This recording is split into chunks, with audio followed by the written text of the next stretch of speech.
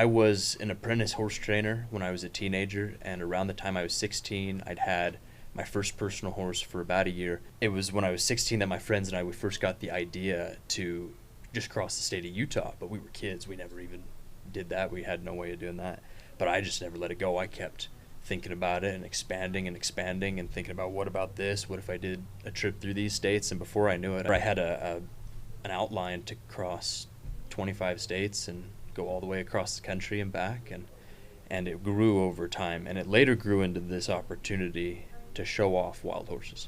I don't think the most rewarding and well encompassed human experiences of all the people that have lived in this life are the ones that spent their entire lives in a bubble. I'm the last person on this planet to go and tell someone not to put everything on the line and go work hard and learn what you need to learn. If there's something you want to do, if it's bigger than you, it's probably worth doing. And that's what I tell people. And that was the case with me. So welcome to Utah Stories. Thank you for joining us. I'm really excited to have this guest on. I discovered Jake about 5 months ago on Instagram.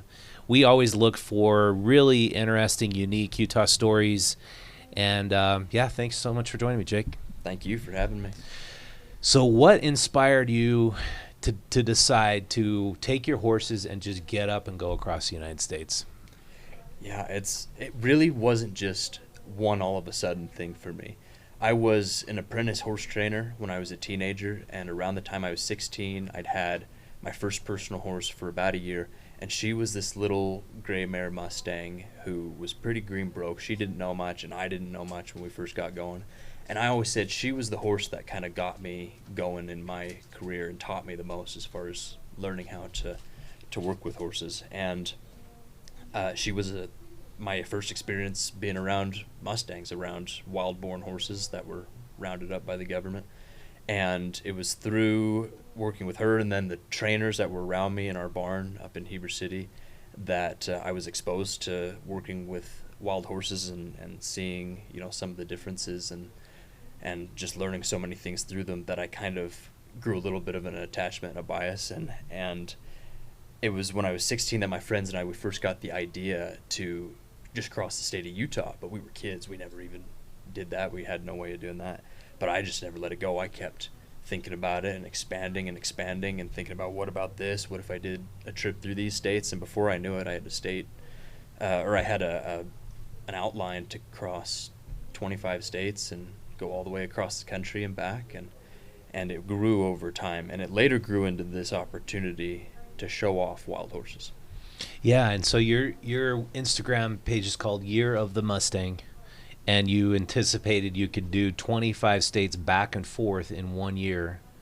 It took you a little bit longer than that, right? But I mean, you have to avoid highways, but you can't avoid towns. You got to be in a town when you camp, correct?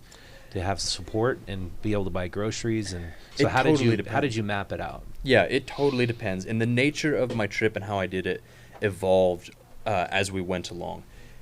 And when I first left when I had all three horses with me, I was prepared to be pretty much entirely self-sufficient. And we were looking for places on public land to camp out with the horses every night. And the further I went along, the more I found it necessary to be able to rely on local people as I went along, whether that was in rural areas, urban areas, whatever that is. The reality of the continental U.S. is that the further east you go, the more densely populated it is. Mm-hmm. And the more densely populated it is, the less public land you have to work with. So that was kind of the evolution of the trip. The further out east I went, the more I was, having to learn how to connect with people, how to meet strangers and network and get my story out there and pick up the help I needed. And that's how I kept myself fed, as opposed to when I started, where I was packing all my food with me. And we'd go back and forth, sometimes we'd have a night here and there, we're camping on public land again. So it was always different. It was every situation you can imagine. I was mostly just looking after my horses' most basic needs, making sure they had feed, water, and somewhere to stay overnight. So that was kind of the premise of how we set up our day-to-day, how we're going to make the next 20 miles, 25 miles, whatever it's going to be to the next stop. Does it have what we need?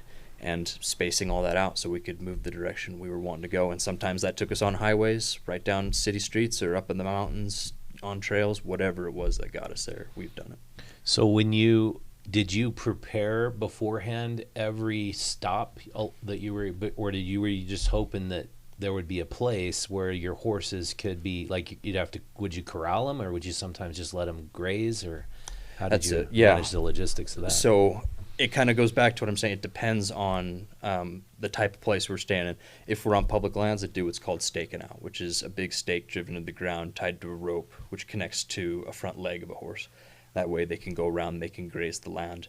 So that's kind of our backcountry solution, right? They can drink, they can roll, lay down, whatever they want to do, but they can't wander off. Mm-hmm. And that's necessary because often you're in places that are, how many thousands of square miles wide, right, before you're going to hit a fence. So that's how you do public lands. In my case, when we were setting up in private situations, we were sticking them out in people's pastures, in their stalls, barns, corral, whatever they had available for us. So I was typically looking for people who had that sort of a setup. As far as planning prior to the trip goes, I had the general order of the states laid out and the path that we would take through, because the route was so large and so extensive. It was over 300 different nights stays and over 400 days total. Was it just you? And it was just me. Wow. Right. That's awesome. So that's way too much to be able to organize, especially because plans change, routes change, and this allowed me to have an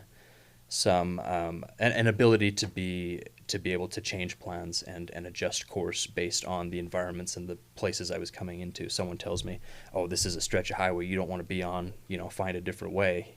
Enough people tell you that, you find a different way, and that might mean you had to change course for a couple of days, so who knows. And that's why I was typically not setting up the actual, every detailed route more than a day or 2 or 3 days before, depending on where I knew I was going to be landing for those nights. Did you have somebody helping you with logistics? A lot of it. I had family at home who were helping me keep people and contacts organized, just through over the computer and whatnot. But I was also meeting people along the way who were very connected in local areas, and they'd help me out through a portion, set up a portion of a state or a couple counties or whatever it is we were doing. And very often it was word of mouth. It was, who do you know 20 miles that way? And I was just so cool. Day to day, it was setting up the next stop. Because very often when you're dealing with farmers and ranchers, horse people, the sort of people I need to be able to set my horses up, they often know somebody 20 miles away. It's very common when you're in those sorts of parts of the U.S. that you can typically find a connection with a trusted person. So that's the cool thing about our country that I don't think everyone realizes is still very much alive with us. Well, it's like you got the Pony Express Trail that was in existence for, 100 years? Like a long time. Mm-hmm. And that trail, now you go out to Camp Floyd in the West Desert and it still says Pony Express Trail. Mm-hmm. Did you follow that at all? Or I did. Yep. I followed a chunk of it across the state of Wyoming. Oh, cool. And a lot of that is where the Pioneer Trail, the California Trail, and the Pony Express Trail are all one across here through central Wyoming until it diverges at the western side of the state. So I was riding a lot of the Pony Express Trail for a couple weeks. Can we show a clip of Jake from Instagram? I probably could pull it up, actually. That would be the easiest. I think the thing that made me really gravitate to this is I traveled across Europe with a bicycle and all the pannier bags, and I tried to be as self-sufficient as I could, but almost every day I had to find a town to buy groceries because I was limited by weight. But I was so amazed by how kind people were along the way. Like anything I needed. Oh, you're American, you're by yourself. Oh, what do you need? Cheese and bread and early gift, whatever I wanted. They just were so accommodating, and I wondered, is this like a European thing, or is this just like you're in your 20s and you're by yourself type of thing, where was everybody just super nice? It very well could be the second one you're bringing up, because that was very much how it was for me. I carried, in the beginning of the trip where I was, traveling in the backcountry every day, I left carrying 2 weeks of food at a time. And then I got further into it, 3 months in, and I was carrying 10 days worth of food at a time, and then 4 days worth of food at a time. And I carried maybe 3 days worth of food just as a backup, because I stopped even thinking about where my meals were coming from. It just always landed in my lap somehow. Yeah. And, I'm super blessed for that. I was so grateful for how that went. But so I'm on your Instagram page. Can you recommend one of these that kind of shows what the lifestyle was like? 25 states, half of the states in the country. That's going to be a thing, isn't it? Oh my gosh, guys, this is it. We're coming up on our last state.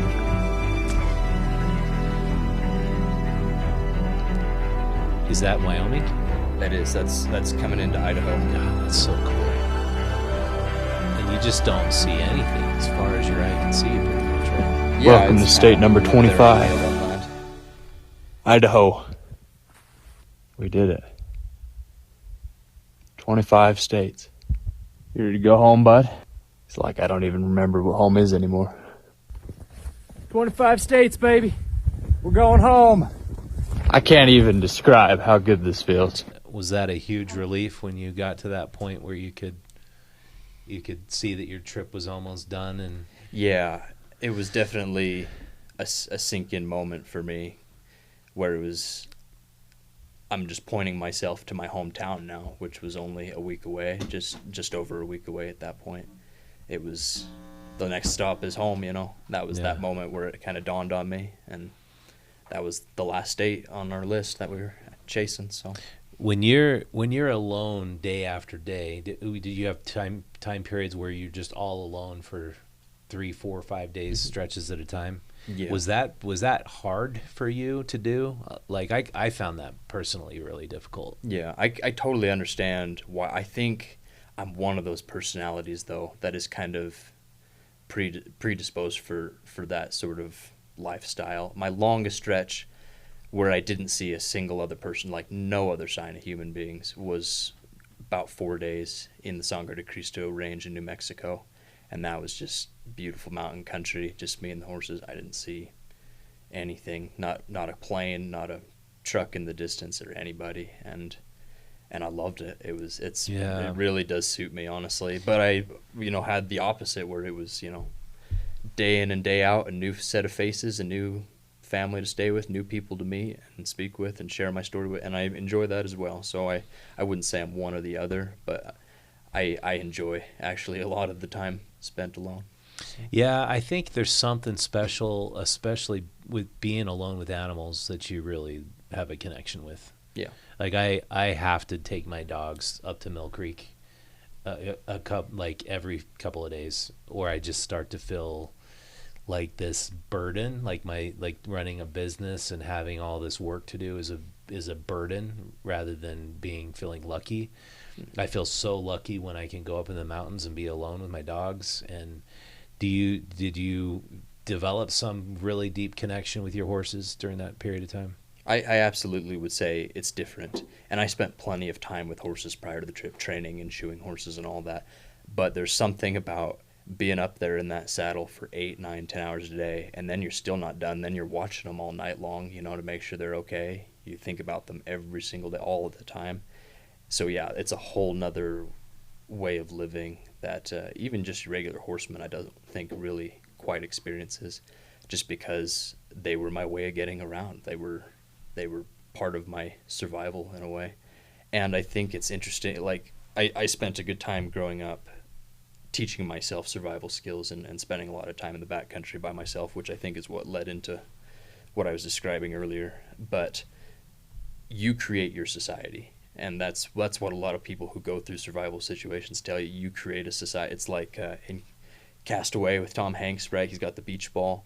Mm-hmm. And as human beings, we find a way to make our society in whatever situation we're in. And I think for me, that was my horses. They were my society. They were my tribe. So you had 3 of them? For a good chunk of the trip. I had just those 2 geldings for most of the trip. Okay. Yeah. Did they ever give you trouble? Like, were they ever like, this is too much. I don't want to do this. We definitely had our moment. They're horses. They've got their own ideas, and you think about, we do this day in and day out. Horses are just like us. Like, mm-hmm. They have their off days, their days that or they're just not feeling it, and you have to overcome some of those things, right? Because that's just not how life works. You don't always feel like doing what you want to do, but being able to be understanding in those moments and be patient and meet them where they're at, that's, what helps us overcome things, and being persistent, right? You come to an obstacle and a thing a horse isn't sure about, and you don't back up from those things. You encourage them, you be the confident leader. And I think that's the biggest role I played, right? Everyone says, well, the horse does everything, right? In this situation, it's like the horse wouldn't leave his pasture if you didn't get your butt out of bed in the morning, right? And if you didn't throw a saddle on. So as much as my horses are my heroes, you also have to believe in yourself massively to accomplish something like this. And that, right? Having, like you said, crossed Europe on bike, that's it's you, right? Mm-hmm. At the end of the day. Yeah, and I also found when I was on that journey, mood swings, like you really notice your own mood swings, and they go from way high and elated to, at least for me, sometimes they would go pretty low, and I would be like, how did I get myself into this? How long am I gonna have to camp now? I can't get this thing working out, or I just broke my derailleur and now I got to find a bike shop. Did you have some real low periods besides the highs? Absolutely. Yeah. Well, like we were talking about how I had 3 horses for the first quarter of the trip, and the little gray mare I was talking about in the beginning, she's older now. She's 18 years old, and that's quite old for a horse to be doing a trip like this. And this is a difficult trip for horses of any age, right? And aside from them being mustangs, she is, smaller than the other 2. It got to a point where it was a little too much for her to continue on. She was starting to lose weight. And for the sake of her health, I was like, she needs to be done. So we're going to find a way to have someone trailer her back to Utah. And I got that all organized, but it was still one of the hardest things in my life to send my best friend home on what I felt like was, a big, complete family team, and now we gotta do the right thing here and make the hard choice. And I had to rethink a lot of the things I was doing. I had to send half the gear with her because I was now down a pack horse, and it was definitely a struggle moment for me in the trip, thinking about how we were only a quarter of the way through, and now I'm already having a horse go home. And it makes you question, like, we have so much to go. Are we really going to be able to pull this off with 2 horses? So I guess that's a comparable moment. Yeah. Did you have any encounters with wildlife where you were freaked out? Yeah, we had a few. I had a run-in with a mountain lion in that same location in New Mexico, in that same mountain range. And I went down to the Vermejo River to wash my dishes from dinner. So it's dark. It was November. And I'm leaning over the river, and I look up across the bank. I got my headlamp on, and this little mountain lion pokes his head out through the grass on the opposite bank from me. And my first thoughts to my horses, I got them staked out, all 3 of them in the meadow behind me. So I skip on some stones, and I go hooting and hollering and just yelling, and I chase him up this hill, and there he goes running up. And I didn't sleep great that night because I was thinking about it all night long, how he just, pretty confidently walked right. It's not a wide river, it's just maybe how little was 25 was feet the away. Mountain lion? Not little. I say little because not a big male, but he was an adult. He was. I mean, could he kill you? Maybe. I don't think he was brave enough to take on a horse. Maybe, but that's one predator here in North America. You think about. I'm less concerned with bears and those sorts of things. You know how to handle yourself. It seems like wolves situations. would be probably the scariest. Wouldn't they? A wolf pack.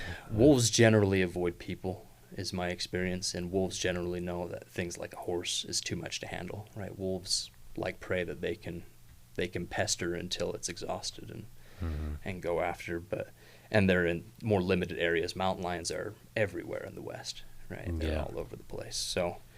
Yeah, definitely. I had a run-in with a black bear in Virginia, but again, same thing. Black bears are just looking for food. It was going around. We were camped in a state park, and he was just walking around camp, probably looking for dumpsters to get into, that sort of thing. But yeah, I had a finger on the trigger in that one instance, just while I was looking at him in the dark. And so you had a gun? I did, to protect yourself? Yeah, That's in most states, I had my gun with me. Yeah. So before you went, did your parents and your friends think you were nuts to do this? It was definitely a shock. And I think, some of the very first people I ever told, we were kind of like, oh, yeah, sure, bud. Yeah, that's nice. Yeah.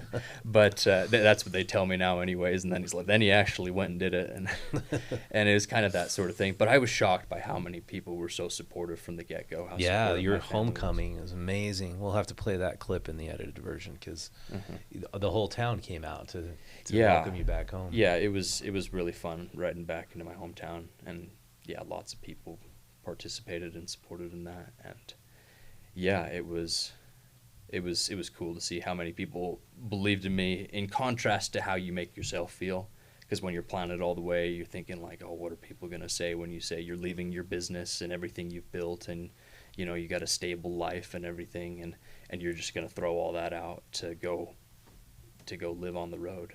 So that's kind of, I think, where my head was in the months leading up to when I started kind of announcing what I was doing. And then I was just blown away by how many people were like, go live your dream, man. Yeah.